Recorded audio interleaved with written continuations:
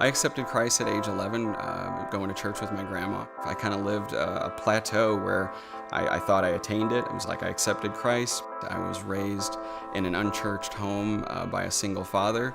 He loved me, but he had little to no relationship with God. But I had a grandma that did love God, and she saw the conditions I was raised in, and she would read her Bible with me when I stayed the night with her, take me to church with her. I lived, I would call it the average Christian life, where you're not very into it, you're not growing. You go to church when it's convenient.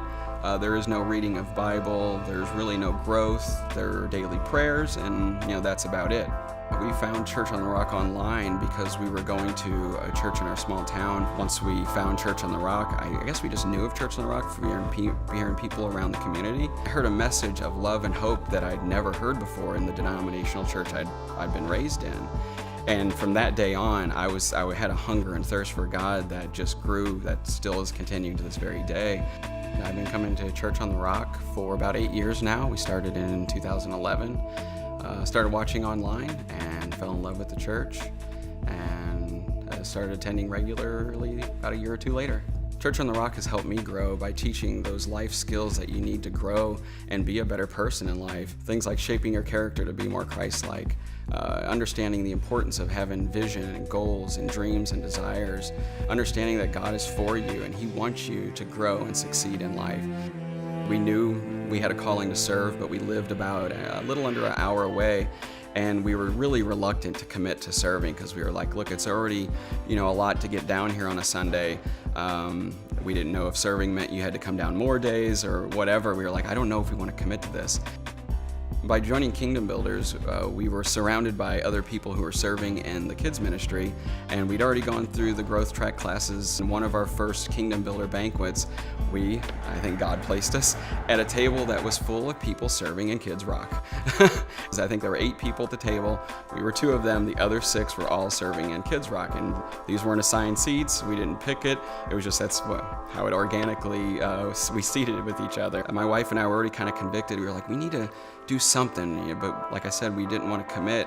And after this conversation at the Kingdom Builder banquet, we were just sold that God arranged this. We heard all these great things from all the 6 people that were sitting there about the benefits of serving, how great it feels, how much of a blessing it is to the church and to the kids and to their own families. And we left there going, all right, we've just got to do this. It's just so many things that you can learn to be a better leader, how you can serve, how you can make a difference in the church and in the world. I think it's a great thing to go through Growth Track because it's just going to help you be a better person. It's going to help you have a better relationship with God, understand our church, and understand if it's a good fit for you. Is this your right church? Are you going to grow here? Is your family going to grow here? In business, I've been in a lot of leadership classes, and they mirrored a lot of the things that you learn there. It'll be like when you paid to take a class. This one you don't even have to pay for. You can go through and receive all the benefits of a class and grow in your church. One of the first blessings we experienced as a family, my wife and I specifically, after starting to serve in Kids Rock, was we started to see our children grow almost at an exponential rate. Our daughter graduated out of Kids Rock. Without even asking, she's like, I want to serve with you guys. And she wanted to serve in Kids Rock, and then she found a passion in Kids Rock Junior. And as soon as she moved over there, she loved it, and she's still serving there today. And even my son, he's still in Kids Rock, but he's one of those junior workers where he gets to do special things like work in the kids' rock stop or work behind in the sound booth. That's just been so inspirational, and I'm hoping that the foundation that my grandma placed in me is going to be similar or better in the foundation that we're putting into our children, that they see my parents are living the life we learn about at church, where be a positive person, have that abundant joy, have peace in turbulent times, have a can-do attitude that all things are possible.